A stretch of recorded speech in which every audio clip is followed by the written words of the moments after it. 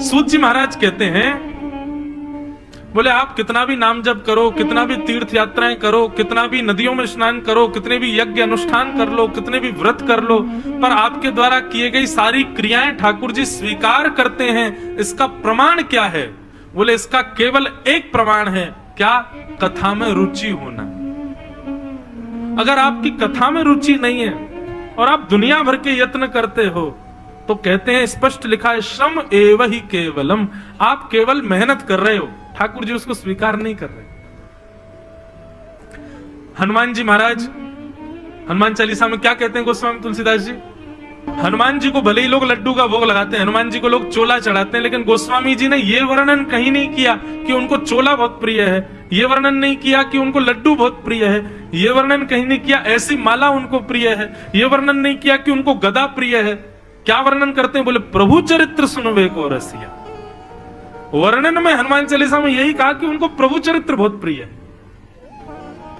और कितना प्रिय है तो श्री हनुमान जी के विषय में कहते हैं, यत्र यत्र रघुनाथ कीर्तनम तत्र तत्र कृतमस्तकांजलिम वाष्पवारी परिपूर्ण लोचनम मारुतिम नमत राक्षसांतकम। हनुमान जी, राम जी जब अपनी लीला पूरी करके जाने लगे गोलोक धाम, तो अयोध्या में असंख्य विमान आए सबको ले जाने के लिए। सब लोग विमान में बैठ गए, लेकिन हनुमान जी नहीं बैठे। राम जी बोले, हनुमान जी बैठो, जल्दी चलें गोलोक धाम, लीला पूरी हो गई हमारी।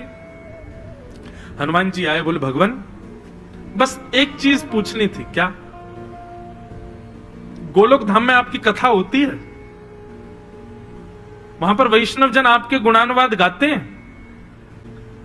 राम जी बोले, भैया कथा वहां होती है जहां हमारा प्रत्यक्ष दर्शन नहीं हो पाता। गोलोक धाम में तो हम तुम्हारे सामने बैठे ही रहेंगे, जब हम देखने को मिल ही रहे तो फिर वहां कथा सुनने की क्या जरूरत है? कथा तो वहां सुनी जाती जहां हमारा प्रत्यक्ष दर्शन नहीं हो पाता।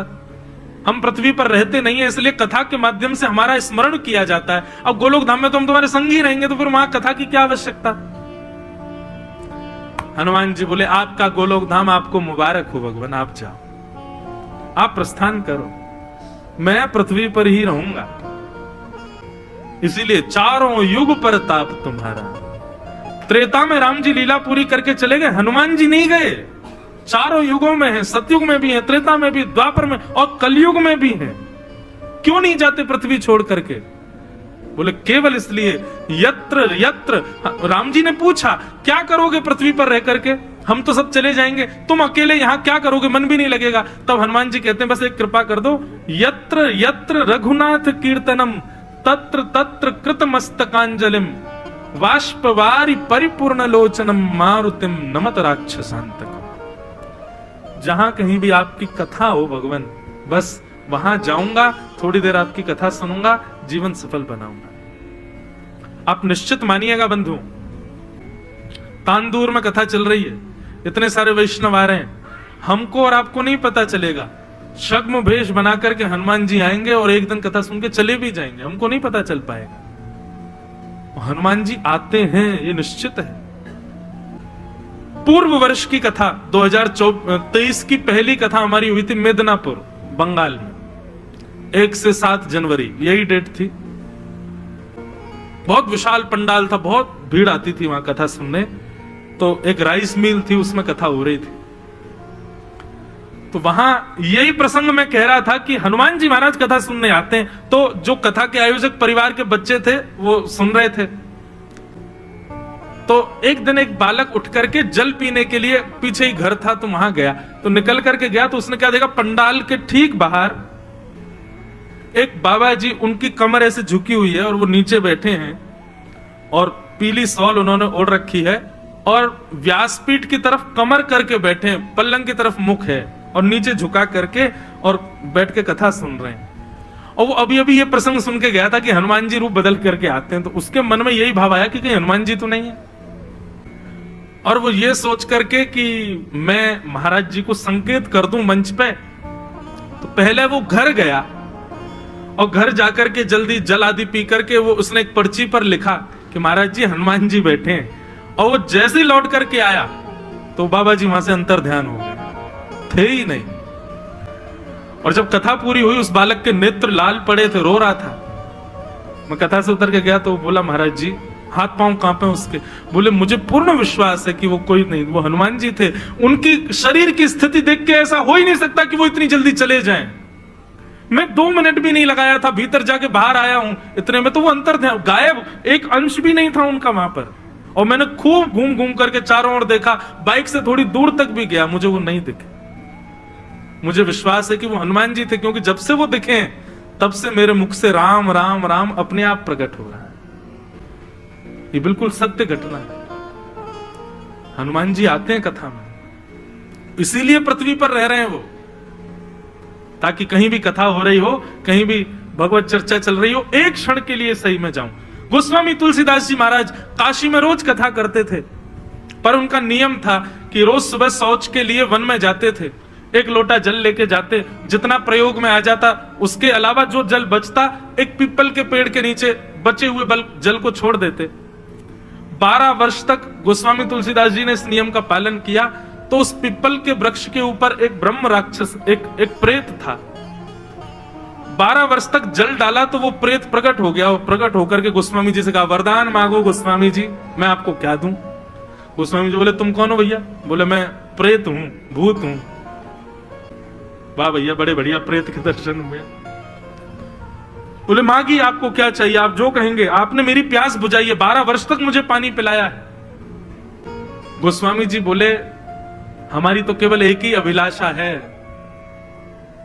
कि श्री राघव के दर्शन हमको करा दो। हमको राम जी कैसे मिलेंगे, राम जी का दर्शन कैसे होगा, केवल ये युक्ति बता दो। प्रेत बोले, राम जी के दर्शन की पता हमको होती तो हम प्रेत थोड़े ही होते, आपको कैसे बताएं। लेकिन हम एक उपाय बता सकते हैं। बोले, क्या। बोले, राम जी के एक चेला हैं, उनसे हम सारे प्रेत डरते हैं। और वो कौन है। बोले, हनुमान जी। बोले, उनसे भय के कारण हम प्रेतों को पता करके रखना पड़ता है कि हनुमान जी इस वक्त कहां हैं, ताकि वहां से हम लोग योजनों दूर रहें। गोस्वामी जी बोले, तुमको पता है हनुमान जी कहां। बोले, हाँ, पता रखना पड़ता है महाराज, क्योंकि उनके आसपास हम भटक नहीं सकते, तो हम लोगों को गुप्तचर लगाने पड़ते हैं। भाई देखते रहो हनुमान जी इस वक्त कहां चल रहे हैं। गोस्वामी जी बोले, आजकल हनुमान जी कहां है, बताइए ना। प्रेत बोला, बोले, नित्य आप गंगा जी के तट पर 80 घाट पर कथा करते हैं। बोले, हाँ। बोले, वहां बहुत सारे श्रोता आते हैं। बोले, जी। आपने एक रुग्ण श्रोता को देखा, वो बड़ा, उसके हाथ पांव अजीब से हैं, कंबल लपेट करके आता है, कभी कभी मक्खियां भी भिनभिनाती रहती हैं, और वो श्रोताओं से अलग हट करके बैठता है, कोई उसके पास नहीं जाता, उसमें से थोड़ी दुर्गंध सी आती रहती है, लोग बाग उससे छुपते भी नहीं है। बोले, हाँ हाँ हाँ, एक आता तो है, मैंने देखा। बोले, वो हनुमान जी ही हैं, आपकी कथा में रोज आते। प्रेत ने बता दिया। गोस्वामी जी आज कथा करने के लिए जैसे ही बैठे, इतने में ही आगमन हुआ। गोस्वामी जी की नजर उसी पे ही थी। बोले, जय हनुमान जी हैं। कथा पूरी करने के बाद सब श्रोता जैसे जाने लगे, वो भी अपनी लठिया उठा करके धीरे धीरे जाने लगे। गोस्वामी जी पीछे से गए और जाकर के दोनों चरण ऐसे पकड़ लिए। अब वो कहे, अरे बाबा, अरे व्यास जी, आप क्या कर रहे हो, मैं तो आपकी कथा सुनता हूं, आप मुझे छूइए मत, मैं आपके छूने के योग्य नहीं, कितने दिनों से नहाया नहीं हूं, मुझ में से दुर्गंध आ रही है। अरे व्यास जी, आप ऐसा पाप मत चढ़ाइए। गोस्वामी जी के नेत्रों में आंसू आ गए, लाल पड़ गए। बोले, महावीर हनुमान, अब कब तक हमको परेशान करेंगे, आपने हमारी कथा सुनी है ना, लाओ दक्षिणा दो, हमको राम जी का दर्शन करा। ऐसा कहते ही उस रुग्ण व्यक्ति में से अनंत बलवंत श्री हनुमान जी महाराज प्रकट हो गए। गोस्वामी जी को हृदय से लगा लिया, और गोस्वामी जी को हृदय से लगा के नेत्र सजल हो गए हनुमान जी के। हनुमान जी बोले, हे गोस्वामी जी, आपने दक्षिणा मांगी है ना, देते हम दक्षिणा। चित्रकूट चले जाइए, वहां गंगा तट पर बैठ करके प्रतीक्षा कीजिएगा, राम जी आपसे मिलने आएंगे। राम जी आए और अपने हाथों से तिलक करके गए श्री गोस्वामी जी का। तो हनुमान जी नित्य आते कथा में, निश्चित है एक क्षण के लिए ही सही यहां भी आएंगे, हमें तो पूर्ण विश्वास है आते हैं। ये बात मैं क्यों कह रहा हूं भाई, कथा से प्रेम होना ये साधारण बात नहीं है। ये ठाकुर जी ने आपको स्वीकार किया है, इसका प्रमाण है कि आपको कथा से प्रेम हो रहा है, कथा में रुचि हो रही है, कथा सुनने में मन लग रहा है। ये ठाकुर जी के स्वीकार्यकरण का प्रमाण है। इसीलिए श्रीमद् भागवत में कहते हैं आप कथा में जाकर के देखिए, यदि आपका मन कथा में लग रहा है तो आपका नित्य तिरुपति जाना, नित्य नाम जप करना, गोवर्धन पूजा करना, अपने अपने गुरु मंत्रों का स्मरण करना, ये सब ठाकुर जी स्वीकार कर रहे हैं, इसीलिए कथा में मन लग रहा है। नहीं तो कथा में आकर के भी अन्य किसी भाव की इच्छा हो रही है, अन्य किसी का स्मरण हो रहा है, तो आपके द्वारा किए गए सारे साधनों को ठाकुर जी स्वीकार नहीं कर। भक्तमाल जी में कथा आती है, एक पीपा जी महाराज थे, राजा पीपा। श्री रामानंदाचार्य जी के दर्शन करने के लिए गए तो द्वारपालों को जाकर के, सेवकों को जाकर के बताया, बोले महाराज जी से जाके कह दीजिए राजा पीपा आया है दर्शन करने के लिए, महाराज पीपा आए हैं। सेवकों ने भीतर जाकर के कहा, बोले महाराज द्वार पर महाराज पीपा आए हैं आपके दर्शन करने के लिए। रामानंदाचार्य जी बोले मना कर दो, नहीं मिलेंगे हम। द्वारपालों ने आकर के मना कर दिया तो बोले कोई गलती हो गई लगती है हमसे। तो बोले तुमने ज्यादा अपने नाम के आगे महाराज वाराज लगा लिया इसलिए नहीं मिल रहे। बोले अच्छा ये कह दो द्वार पर राजा पीपा आया है, महाराज नहीं राजा। अंदर जाकर के कहा, बोले महाराज द्वार पर राजा पीपा आया है। रामानंदाचार्य जी बोले मना कर दो, बिल्कुल नहीं मिलेंगे। तीसरी बार आकर के जब मना किया तो फिर उन्होंने कहा सुनिए आप कह दीजिए पीपा आया है, ना राजा ना महाराजा, बस इतना कह दो पीपा आया है। भीतर जाकर के जब कहा, बोले महाराज द्वार पर पीपा आया है, तो रामानंदाचार्य जी बोले बहुत देर हो गई इनको आए हुए, कभी राजा कभी महाराजा, अब कह रहे पीपा आया है। इनसे कह दो इनको ज्यादा ही हमारे दर्शन की इच्छा है तो पहले हमारी आज्ञा माने। क्या आज्ञा है? बोले बाहर एक कुआं है उसमें कूद जाएं ये। द्वारपालों ने जाकर के कहा, बोले महाराज जी ने आज्ञा करी है, वो सामने जो कुआं है उसमें जाकर कूद जाओ, तुमको दर्शन की अभिलाषा, पहले आज्ञा का पालन करो।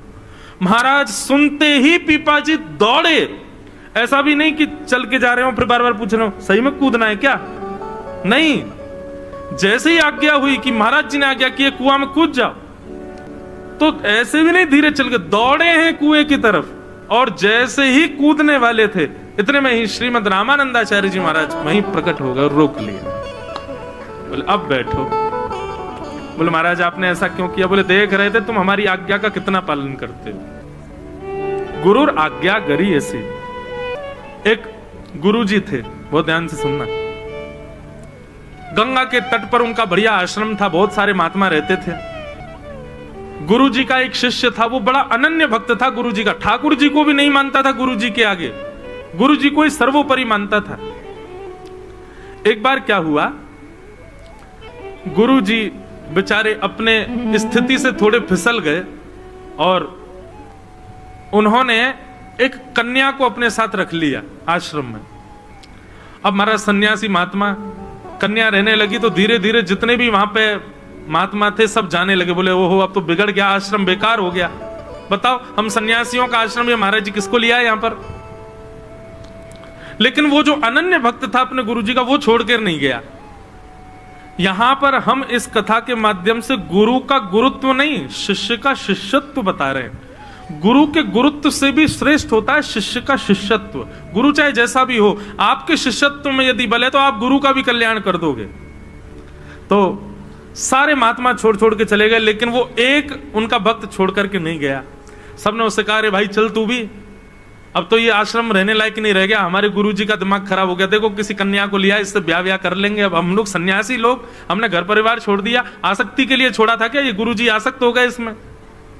उसने कहा देखो भैया तुमको दोष दिख रहा होगा, लेकिन मेरे को मेरे गुरुजी में अभी भी कोई दोष नहीं दिख रहा है।